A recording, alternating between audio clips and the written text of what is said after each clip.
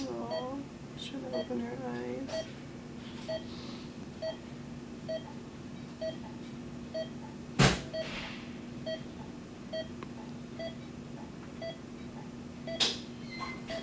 I was really nervous having had, scheduled the C-section. It's like the impending doom, like looming over me, like the anvil over my head. It was nerve-wracking, but the day of it was not as bad as I thought it was going to be. Compared to like waiting to go into labor. Well, actually, I thought I was going to go into labor before my scheduled C-section. I don't know. I felt so big and heavy. I was like, oh, she'll come way before that. But she didn't. And then there she was. So it was, I'd say, more stressful scheduling a C-section versus the surprise of going into labor. There was always something to do. So I wasn't just like sitting there in a chair waiting for surgery to happen for 2.5 hours. It was all good, and then like when they're like putting the thing in my back, I was like all nervous and stuff. Obviously I'm hormonal. Oh, cut it, I don't want to cry. But it was definitely emotional, and I can't talk. Tosh. What was emotional about it? Oh, just like moments away from meeting a baby. Like labor prepares you.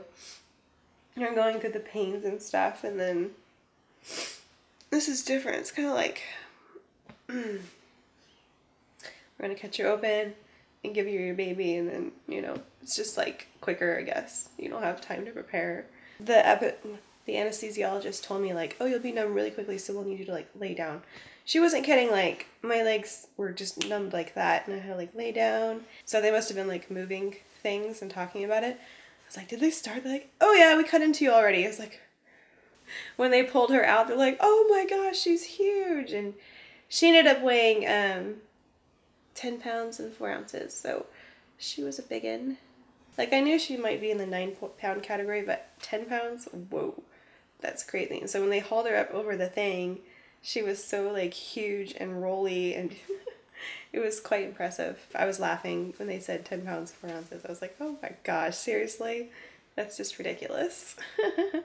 Pierce, I tried to like be a hero and not take so much pain medication. Don't do that. Take it. It's not gonna hurt you or the baby.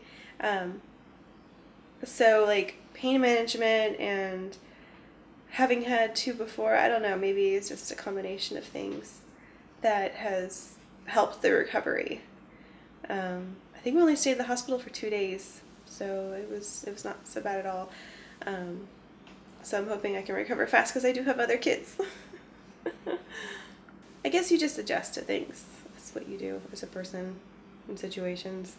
You're presented a situation, you adjust. So I haven't done it yet.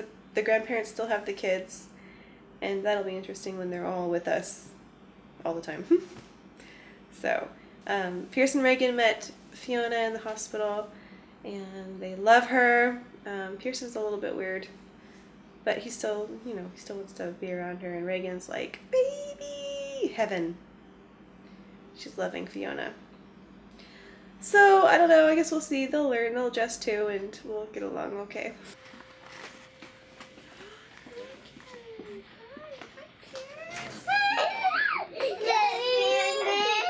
Guess who's here? Daddy, can you help her? Can you get here? She's doing everything she should be doing.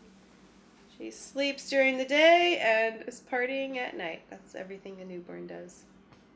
But yeah, she's breastfeeding great. I'm healing great. She's doing great. Everything's great. All right, there you go. Was there anything you wanted to add? No. About how good I Oh yes. Now that you're not in the interview, I can talk about you. Husband is awesome. Helps a lot. Oh, I don't think I got that. Can you say that again? Can you say that? Just really loud. Said I have the best husband on earth. No, I want it louder. I can't flex my muscles. My husband's awesome.